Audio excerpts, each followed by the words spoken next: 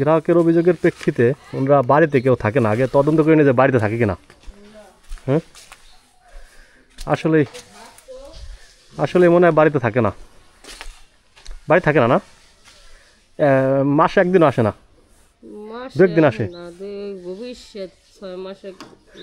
আচ্ছা, এর মধ্যে কি ফ্রিজ আছে এই ঘরের মধ্যে আপনার জানা মতে? ফ্রিজ চালু অবস্থা রেখে গেছে? নিয়ে গেছে না, বাসা ভাড়া করে থাকে। রেজাউল, এই কাগজটা জানতে দেখি রিডিং কত আছে।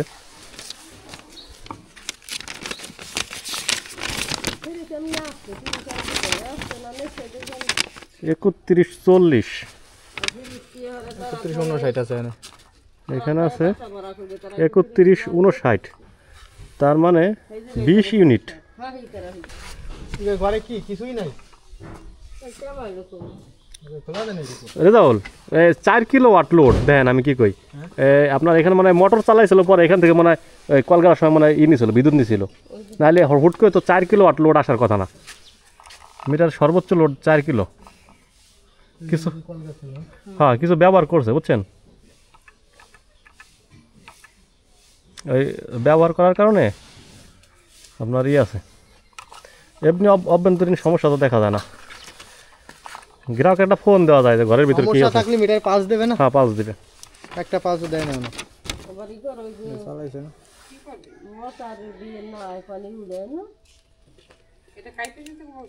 মোটরে? কি করে মোটরে? না, মোটরে কিছু করে না। 0694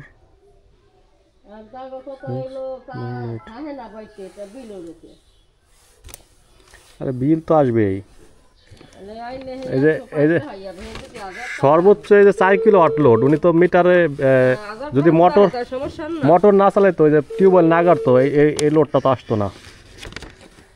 ঠিক আছে, 2 দিনে কলটারে গাড়া হয়ে গেছে, তাই পানি লাইন করছে, তাই কারেন্ট তো পড়ছে। পানি লাইন দিয়ে আমরা কেন আনছি। আসসালামু আলাইকুম।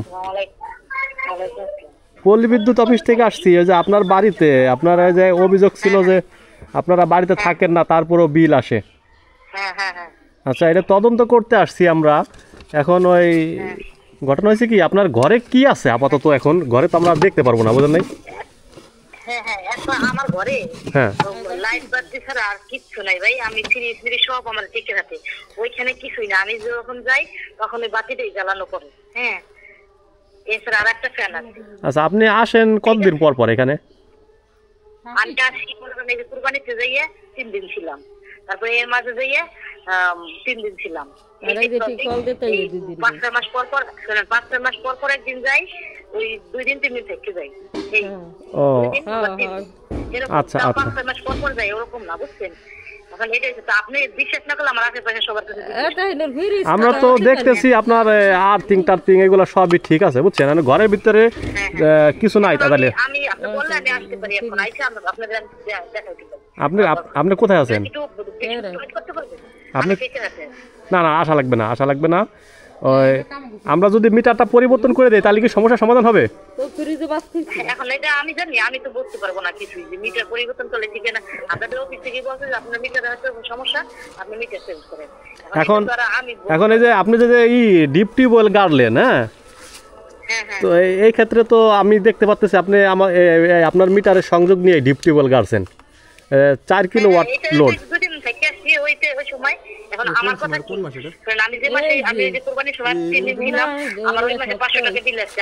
আমি তাও মনে রাখছি যে থাক, আমি 5 দিন ছিলাম হয়তো, বা আমি আমার চলছে, ঠিক আছে, আমি কোনো করি নাই।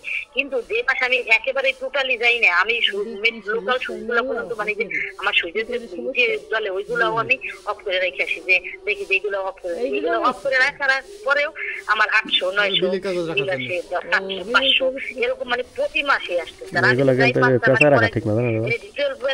এই সময় আমি 3 দিন ছিলাম, এই মাসে আমার আসলে আমার দুঃখ নেই।